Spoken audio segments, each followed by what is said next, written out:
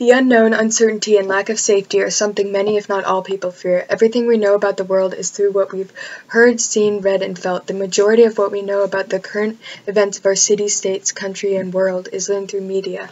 News outlets, government outlets, and even movies and television have a well-accepted role to establish a sense of security and to make known what is going on in our city, state, country, and world. Fear, like all emotions, affect the thoughts and actions of a person and can be used to manipulate a certain response. Middle Eastern and Western countries have historically been at odds but share similar qualities.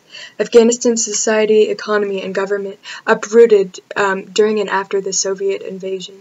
Many reasons, including that the Soviet invasion, mass amounts of weaponry going to the Taliban, madrasas being used for recruitment and later becoming the only available education, and a governmental vacuum contributed to the rise of the Taliban in Afghanistan, found by Sullivan, 2007.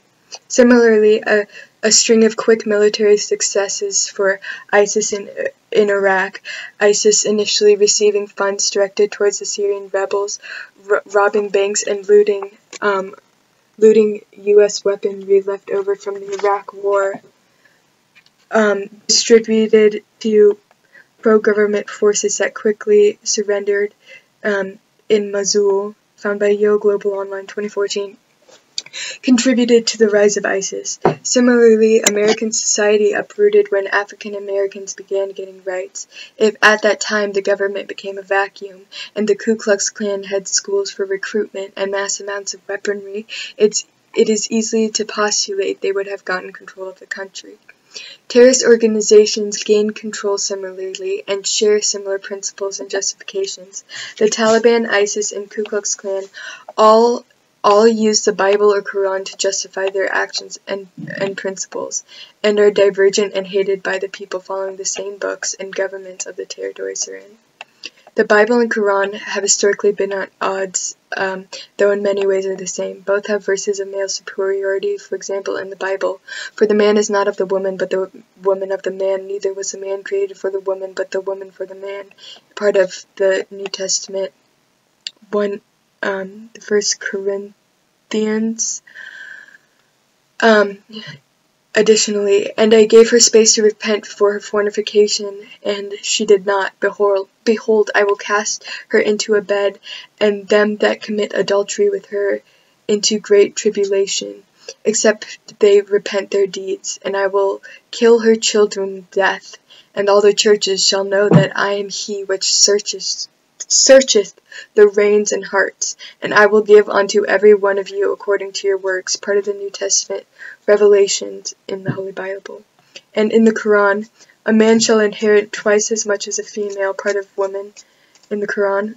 And additionally, "Although men have a status above women," part of the cow in the Quran. Translation by N.J. Dawood. Along with verses of violence. For example, in the Bible, "And if thy right eye offend thee, pluck it out and cast it from thee, for it is profitable for thee that one of thy members should perish, and not that thy whole body should be cast into hell. And if thy right hand offend thee, cut it off and cast it from thee, for it is profitable for thee that one of thy members should perish, and not that thy whole body should be cast into hell." Part of Matthew's in the New Testament. And "The brother shall deliver up the brother to death, and the father the child, and the children shall rise up against their parents and cause them to be put to death. The disciple is not above his master, nor the servant above his Lord." Part of Matthew in the New Testament. Additionally, "And he went up from thence unto Bethel, and he was going by the way, there came forth little children out of the city, and mocked him, and said unto him, Go up, thou bald head, go up, thou bald head. And he turned and looked unto them, and cursed them in the name of the Lord. And there came forth 2 she-bears out of the wood, and tare 42 children of them." Part of 2 Kings.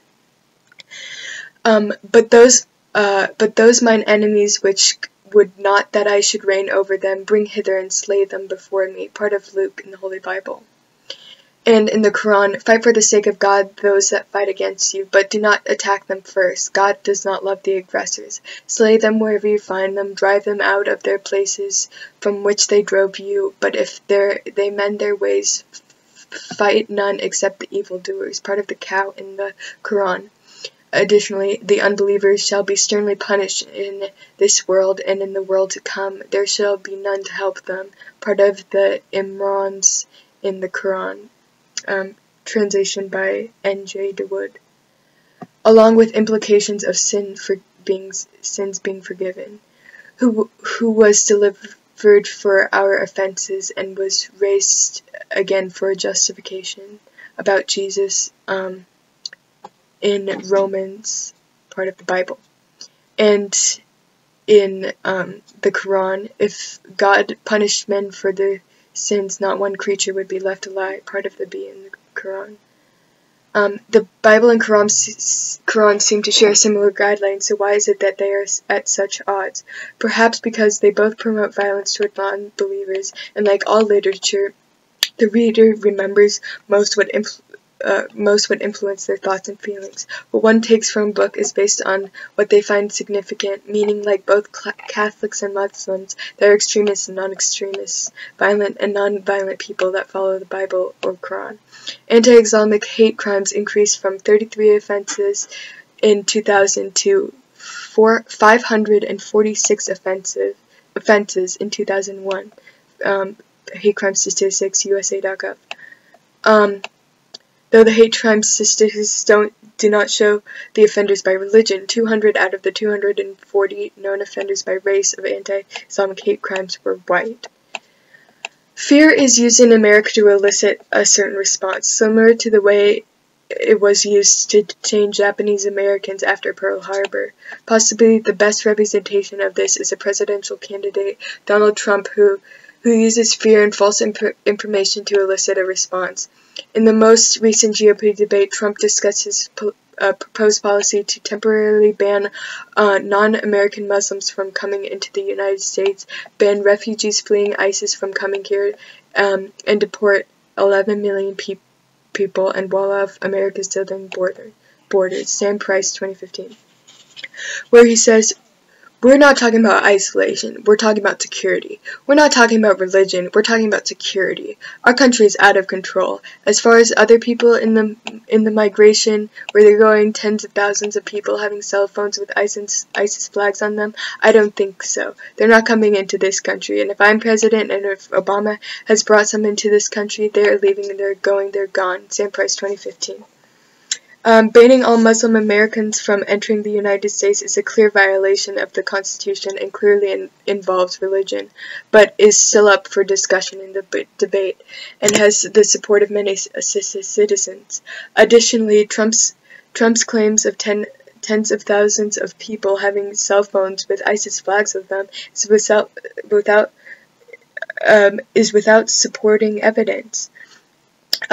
This spread of false information is common with Trump. For example, he stated, I watched when the World Trade Center came tumbling down, and I watched in Jersey City, New Jersey, where thousands and thousands of people were cheering as that building came tumbling down. Part of an ABC interview with George Stephanopoulos, 2015.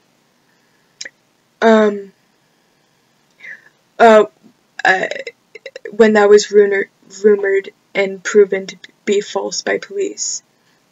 Part of the same ABC News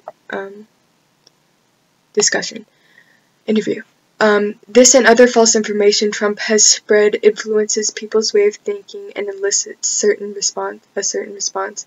Persuasion towards fear is also prevalent in media. Sharia law was mentioned by New York Times 76 times from 1980 to 89 times to 89, 125 times from 1990 to 2000, and continued to grow to 670 between 2000 and May 2012. Yazdiha Hajj, 2014. At the same time, the growth of the as the growth of the social Muslim investigation, legislation was also being used. For example, the Anti-Terrorism Act of 1996 aimed to appease the heightened anxiety about illegal immigrants by allowing the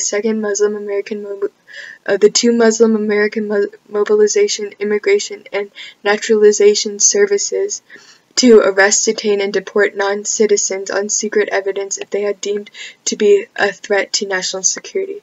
The accused and their lawyers are denied access to the documents revealing the nature of the charges and their provenance. In most of these cases, the government attorney is using undisclosed documents persuaded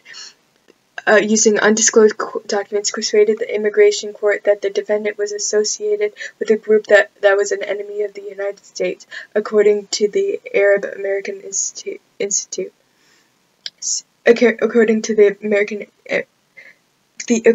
Arab American Institute, secret evidence had included rumors, innuendo, racist stereotyping, faulty translation, and the testimony of a vindictive ex-spouse or girlfriend. The fifth, by Anne Bacalian and Mehdi Bozorghammer, 2005. So the question, is Islamophobia prevalent in America? Did the front-runner for the Republican nomination suggest a bill to ban all non-Muslims Americans from entering the all non-American Muslims from entering the United States? The answer is yes.